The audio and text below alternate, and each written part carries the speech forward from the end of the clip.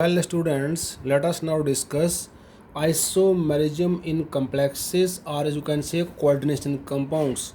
In the simple sense, isomerism हमने पहले भी पढ़ा हुआ है. isomerism क्या होता है? द कंपाउंड जब होते हैं जिनका फार्मूला सेम होता है लेकिन कहीं ना कहीं स्ट्रक्चर में या किसी स्पेस में डिफरेंस होता है, उनके प्रॉपर्टीज डिफर करती हैं, ऐसे कंपाउंड को आइसोमरिज्म बोला जाता है. जैसे कम्प्लेक्सेस में बहुत से आइसोमरिज्म हमारे पास अवेलेबल हैं. First of all we take geometrical isomerism. इसको अंडरस्टैंड करने के लिए हम पहले एक एग्जांपल देखते हैं. जी हमारे पास एक कम्प्लेक्स है प्लेटिनम का, जिसमें 2 अमाइन लिगेंड है, 2 क्लोरो लिगेंड है. तो जो डाई अमीन डाई क्लोरो प्लेटिनम 2 नाम का कम्प्लेक्स है. इस कम्प्लेक्स का जब हम स्ट्रक्चर देखते हैं, हम इसको 2 टाइप से रिप्रेजेंट कर सकते हैं. फर्स्ट टाइप, प्लेटिनम में दोनों सीएल एडजेसेंट पोजीशन पे, दोनों अमोनिया एडजेसेंट पोजीशन पे. दूसरे स्ट्रक्चर में दोनों सीएल अपोजिट पोजीशन में, दोनों अमीन अपोजिट पोजीशन में. मींस सेम लिगेंड एडजेसेंट हो सकते हैं, सेम लिगेंड अपोजिट हो सकते हैं इन द स्ट्रक्चर. तो इस कम्प्लेक्स को 2 स्ट्रक्चर से, 2 जियोमेट्री से रिप्रेजेंट किया जा सकता है, इसलिए इसका नाम है जियोमेट्रिकल आइसोमरिज्म. जिसमें सेम लिगेंड एडजेसेंट होते हैं, इसको सिस आइसोमर नाम दिया गया है. और जिसमें सेम लिगेंड्स अपोजिट होते हैं, इसको ट्रांस आइसोमर नाम दिया गया है. ये हम इसको कह सकते हैं जो Ma2B2 टाइप का कम्प्लेक्स है. ऐसे एक और कम्प्लेक्स देखते हैं कोबाल्ट का, टेट्रामीन डाई क्लोरो कोबाल्ट 3 का कम्प्लेक्स है. ये कैटायनिक. इसमें कोबाल्ट का ऑक्टाहेड्रल स्ट्रक्चर है. हम इसको ऐसे रिप्रेजेंट कर सकते हैं. हमने 2 ज्योमेट्री इसकी बनाई है. पहले ज्योमेट्री में दोनों सीएल एडजेसेंट हैं और चारों अमोनिया एडजेसेंट हैं. दूसरे स्ट्रक्चर में सीएल के अपोजिट सीएल है, 1 अमोनिया के अपोजिट सेकंड अमोनिया है, 3rd अमोनिया के अपोजिट 4th अमोनिया है. तो इसके साथ ऐसे करके हम इसकी साथ में साइड पे चार्ज जो है वो लिख सकते हैं. तो इस कम्प्लेक्स का एक फार्मूला को हम 2 जियोमेट्री से रिप्रेजेंट कर सकते हैं. तो इस तरह के स्ट्रक्चर जिसमें फार्मूला सेम हो लेकिन जियोमेट्री डिफर करे, they are called geometrical isomers. तो बेसिकली ऐसे जो आइसोमर हैं वो बनाने के लिए 2 और मोर टाइप्स ऑफ लिगेंड वाला कम्प्लेक्स जो है वो इस तरह के जो आइसोमर है वो बना सकता है. जैसे जी कौन सी टाइप आ जाएगी, जो आ जाएगी Ma4B2 type.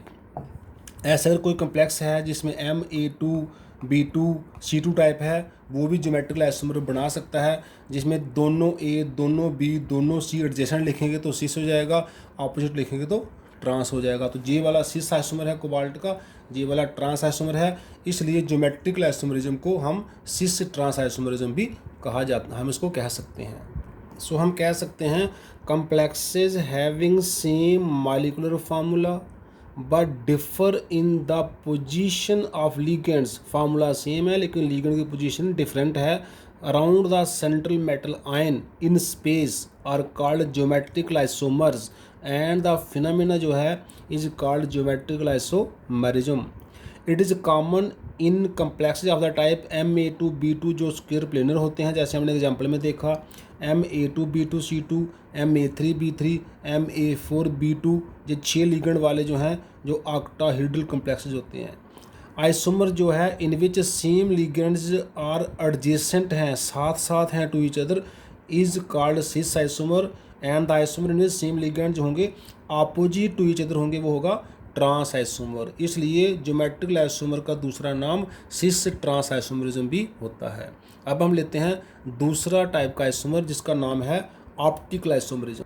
So for optical isomerism हम एग्जांपल लेने जा रहे हैं डाई क्लोरो बिस इथिलीन डाइअमीन कोबाल्ट 3. तो इस कम्प्लेक्स की जो सिस वाली फॉर्म है जिसमें दोनों सीएल एडजेसेंट हैं और ईएन क्योंकि बाइडेंटेड लिगेंड है, एक ईएन 2 बॉन्ड बनाएगा कोऑर्डिनेट. इस ईएन ने एक यहाँ पे बॉन्ड बनाया है, एक जहाँ पे बनाया है, इस ईएन ने जहाँ पे बनाया है, एक जहाँ पे बनाया है. तो सीओ के टोटल 4 लिगेंड है लेकिन ईएन जो है वो बाइडेंटेड लिगेंड है. इसके टोटल बॉन्ड है सीएन कोबाल्ट, इसके 6 बॉन्ड है, ऑक्टाहेड्रल स्ट्रक्चर है.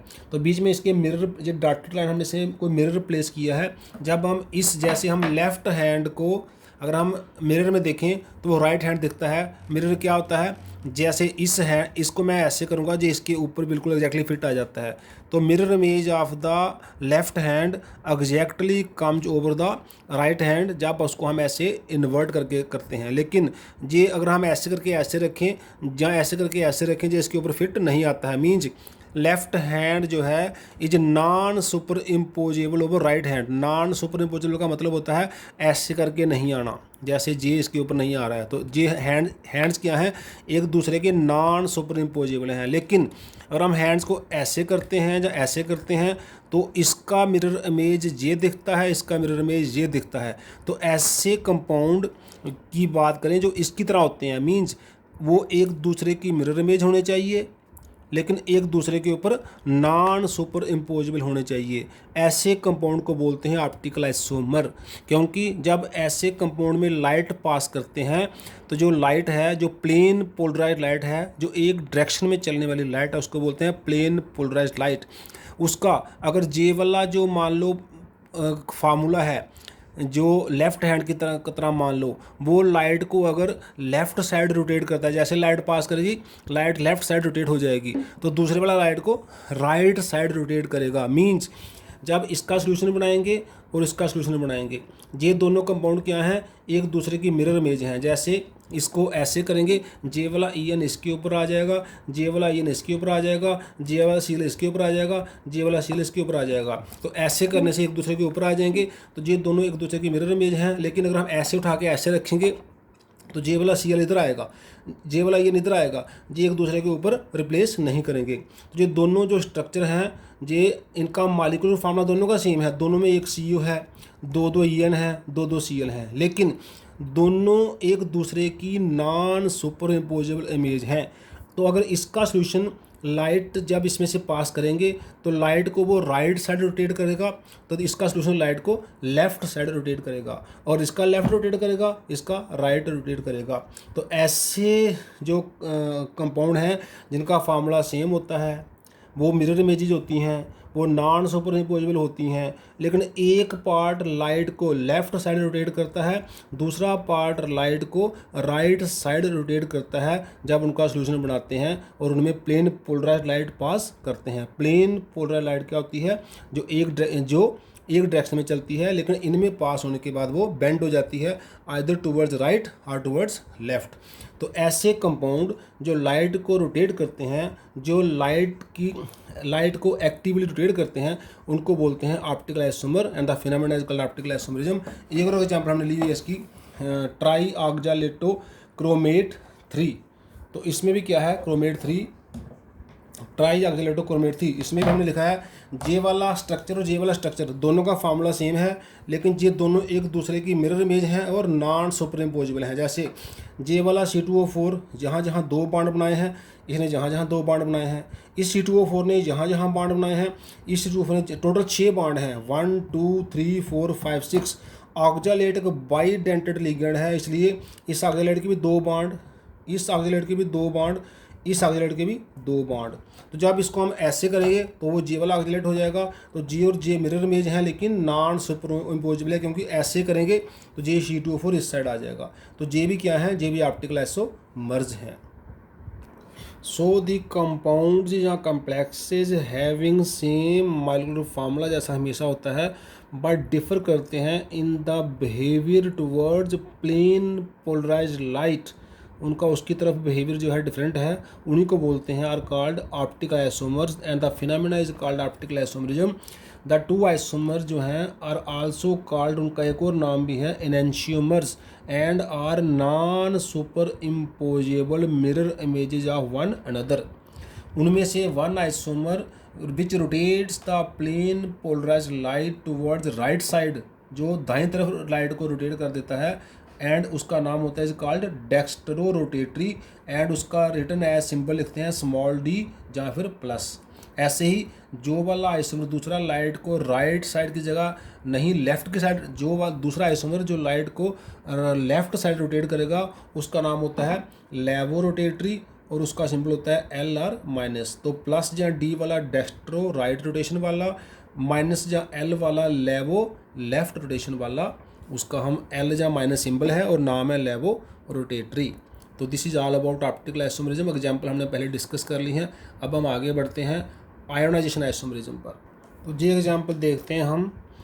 कोबाल्ट के साथ 5 अमोनी है, एक सल्फेट लिगेंड है, बी आर इसके सफ़ीर के बाहर है, मतलब कम्प्लेक्स के बाहर है, आउटर एनायन है। दूसरे में हमने क्या कर दिया है, बी आर को लिगेंड बना दिया है, और ये इस वाले में जे वाला और जे वाला देखिए बी आर लिगेंड बना दिया है, सल्फेट इसके बाहर कर दिया है। अगर इसको आयनाइज करेंगे तो हमारा आयन्स क्या आएंगे, CO NH3 5SO4 plus cation आएगा कम्प्लेक्स, और plus B are negative ion आएगा। लेकिन दूसरे वाले में क्या होगा, CONH3 5 BR जो है वो कटायन आएगा 2 प्लस, और SO4 2 माइनस आएगा।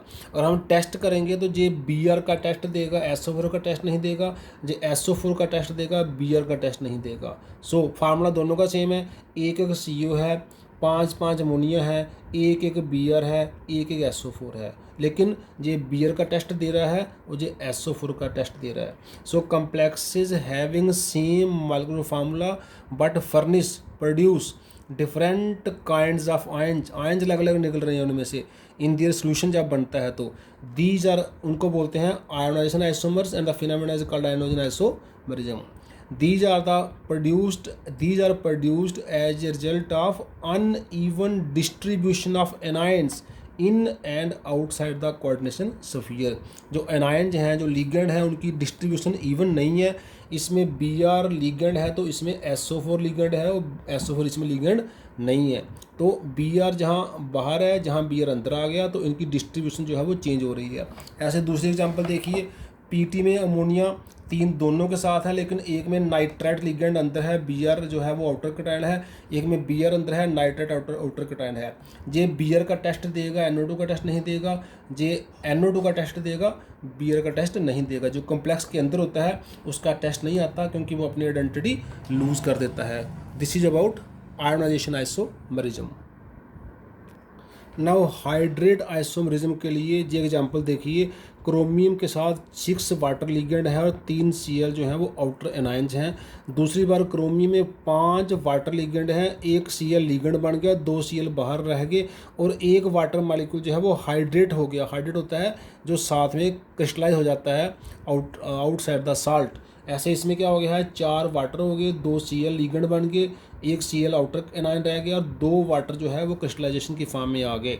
लेकिन फार्मूला सब में Cr 1 है, वाटर 6 हैं, जहाँ भी 5 अंदर 1 बाहर 6 हैं, जहाँ पर भी 4 अंदर 2 बाहर 6 हैं।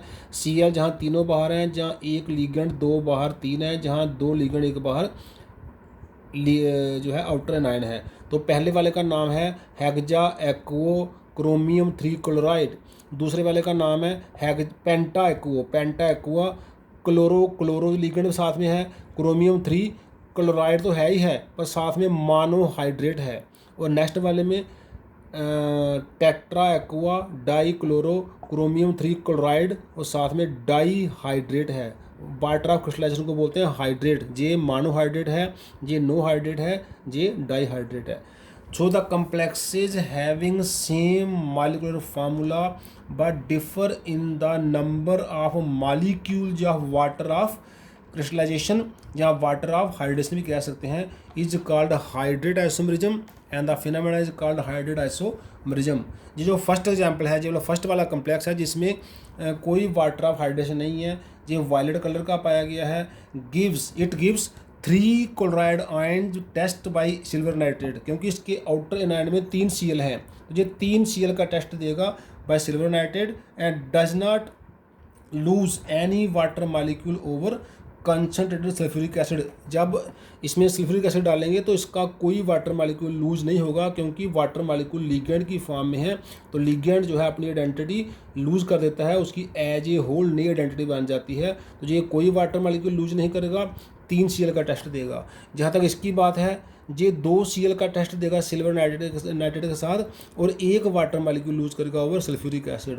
और ऐसे ही ये 2 क्लोराइड लिगेंड बन गए हैं, एक ही क्लोराइड का टेस्ट देगा भाई, मतलब ये 3 मोल ऑफ सिल्वर नाइट्रेट से रिएक्शन करेगा 1 मोल, ये 1 मोल 2 मोल सिल्वर नाइट्रेट से रिएक्शन करेगा, ये 1 मोल ही सिल्वर नाइट्रेट से रिएक्शन करेगा, क्योंकि इसमें एक Cl है जो आउटर एनायन है। और ये 2 वाटर मालिक्यूल का एक सल्फ्यूरिक एसिड जो है वो 2 वाटर मालिक्यूल जो है इसके रिप्लेस कर देगा, क्योंकि 4 वाटर मालिक्यूल लिगेंड है वो रिप्लेस नहीं हो सकते हैं। जो वाटर ऑफ हाइड्रेशन है वो लूज हो जाएंगे ओवर सल्फ्यूरिक एसिड।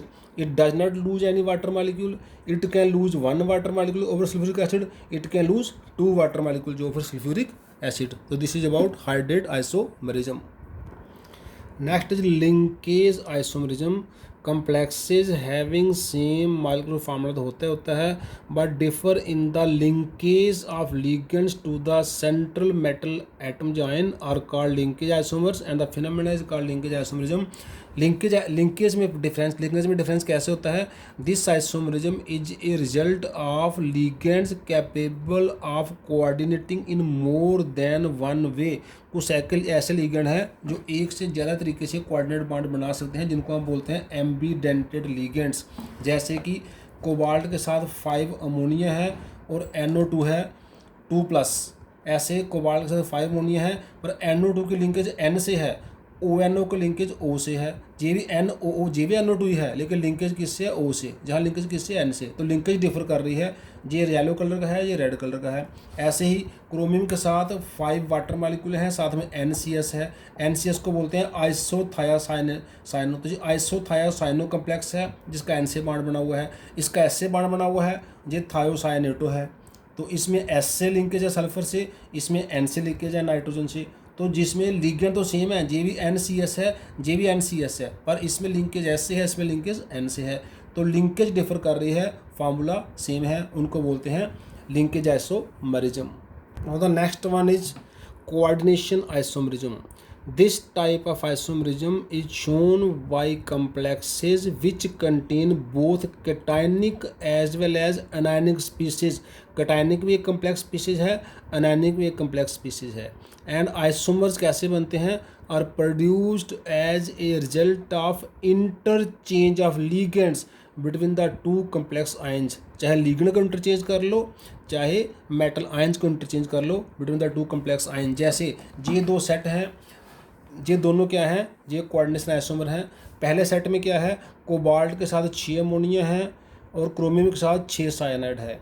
दूसरे में क्रोमियम के साथ 6 अमोनिया आ गए, कोबाल्ट के साथ 6 साइनाइड आ गए। फार्मूला दोनों का सेम है, एक CO, एक Cr, एक Cr, लेकिन लिगेंड इंटरचेंज हो गए हैं। जहाँ क्रोमियम के साथ साइनाइड है, जहाँ क्रोमियम के साथ अमोनिया आ गए, जहाँ कोबाल्ट के साथ अमोनिया है, जहाँ कोबाल्ट के साथ साइनाइड आ गए, जहाँ कोबाल्ट के साथ अमोनिया है, जहाँ कोबाल्ट के साथ, ये मैंने शायद गलत लिख दिया है, जहाँ कोबाल्ट के साथ अमोनिया है, जहाँ कोबाल्ट के साथ क्या आ गया? साइनाइड आ गए। जहाँ क्रोमियम के साथ साइनाइड है, जहाँ क्रोमियम के साथ अमोनिया आ चुके हैं। ऐसे दूसरी सेट ये है एग्जाम्पल का। इसमें क्या हो रहा है? जहाँ कॉपर के साथ 4 अमीन है, लेकिन जहाँ कॉपर के साथ 4 क्लोरो हैं, जहाँ प्लेटिनम के साथ 4 क्लोरो हैं, जहाँ प्लेटिनम के साथ 4 अमीन है, तो इंटरचेंज हो गया है।